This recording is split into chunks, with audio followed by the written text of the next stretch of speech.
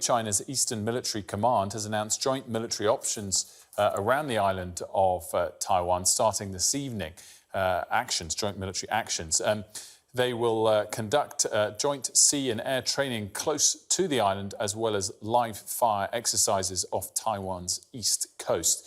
Joining me now from Beijing is Victor Gao, Vice President of the Center of China and Globalization, who previously worked closely with the former Chinese leader Deng Xiaoping. Thanks so much for joining me, Victor, on this. I mean, we just heard China's response, some military displays of power, no doubt perhaps closer to the island of Taiwan than previously. How is it right to show military force in response to what is ultimately a peaceful trip? This is not a peaceful trip by any measurement. Why? Because Nancy Pelosi's visit to Taiwan is in disregard of repeated Chinese government's warnings. She is also disregarding President Biden's counseling for her not to go at this time. She is also completely disregarding the counseling of the U.S. Pentagon, which believes this is the wrong time for her to visit Taiwan. Why? Because China-U.S. relations are in a very critical moment right now, and her blatant disregard of the Chinese positions, violating the One China policy, does not help China-U.S. relations. It damages China-U.S. relations. It erodes and damages the trust upon which the Chinese-U.S. government relations need to be built upon.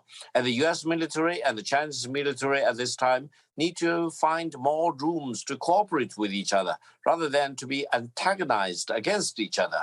And Nancy Pelosi, now being blamed as troublemaker-in-chief in the world, is really guilty for damaging China-U.S. relations, and she shows no respect for the fundamental interests of the people in Taiwan because they want to have peace rather than facing the consequences of rising tensions in the cross-strait relations. Well, I mean, I'm interested that you stated so clearly there that she is ignoring the counseling of the U.S. President, of the U.S. Ministry of Defense. As you said, it might not even be what the Taiwanese people want, which is peace and the status quo maintained. So again, I ask why the right response is a display of military power that risks making things way worse than they would need to be in response to a peaceful trip, which is not even something she's doing on behalf of her government. Allow me to mention one point. The existence of this Taiwan issue was not overnight. It is the overhang of the unfinished civil war back in 1949, which gave rise to the People's Republic of China in China's mainland. And China's commitment is always to achieve national reunification with Taiwan. But ever since the early 1980s, China has followed this peaceful reunification, and it does not want to really use force to achieve the national reunification for the people on both sides of the Taiwan Strait. However, Nancy Pelosi's visit does not help peaceful reunification. It actually may trigger the resurrection of the unfinished civil war.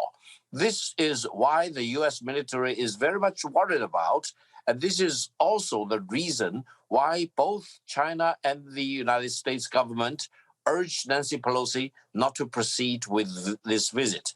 Why? Because we know that Nancy Pelosi's visit, ironically, may speed up the national reunification process because China knows that the United States is very much a factor standing in the way of China's national peaceful reunification. They want to encourage the separatists. They want to promote the so-called Taiwan independence. They want to hollow out the One China policy. They are enemies of the world. So I will not be surprised if in the coming days, China will announce sanctions against Nancy Pelosi and those traveling with her to Taiwan. And the Chinese military is preparing for the eventuality of reunification between China's mainland and Taiwan. This will happen, and I hope Nancy Pelosi will live to see that day of national reunification by the two sides of the Taiwan Strait. But do you think when you're saying this will happen and the Chinese military is preparing for it, do you think it happens imminently because of this trip? Listen, You know, the Chinese military's official name is the Chinese People's Liberation Army. They came up with this name in the latter part of the 1940s. Their mission is to achieve liberation of the totality of China. They accomplished this goal on China's mainland in 1949 and 1950, and now we are already in year 2022. There is no rush as far as China is concerned, on the condition that no one is seriously promoting Taiwanese independence.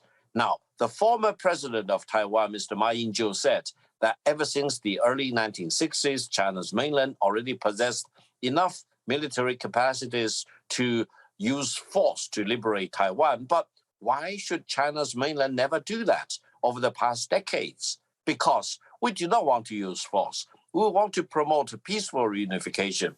But it is exactly people like Nancy Pelosi who wanted to pour more fuel onto the fire, who may actually accelerate this whole process. And this is also not what the people in Taiwan want, because they do not want to see arms race in the cross-strait relations. They do not want to see flaring up of tensions. They do not want to see rising tensions in the cross-strait relations. They want to have peace. And I think Nancy Pelosi's visit is damaging the peace prospect and damaging the peaceful reunification trend.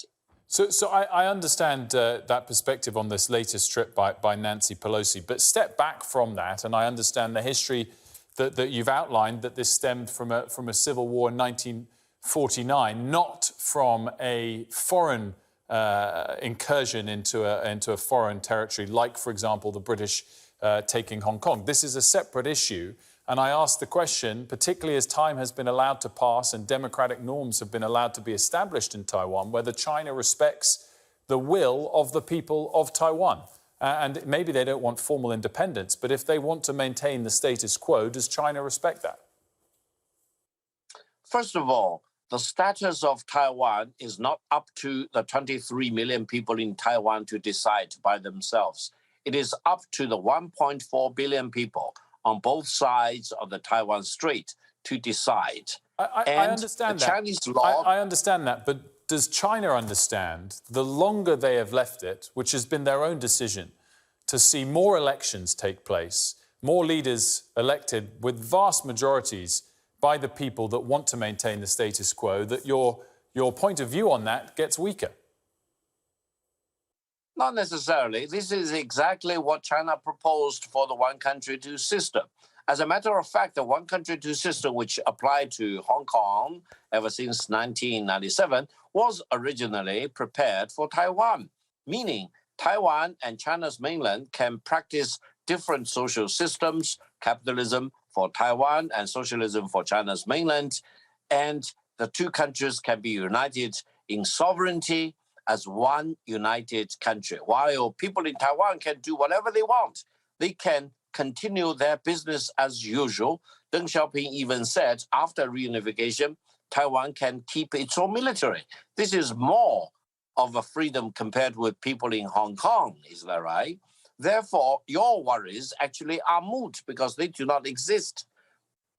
The precondition for national reunification is the firm recognition and acknowledgement that there is only one China and Taiwan is part of China. Victor, Nancy Pelosi is violating that principle tonight. Victor, thank you so much for joining us. Victor Gao, we appreciate your perspective on this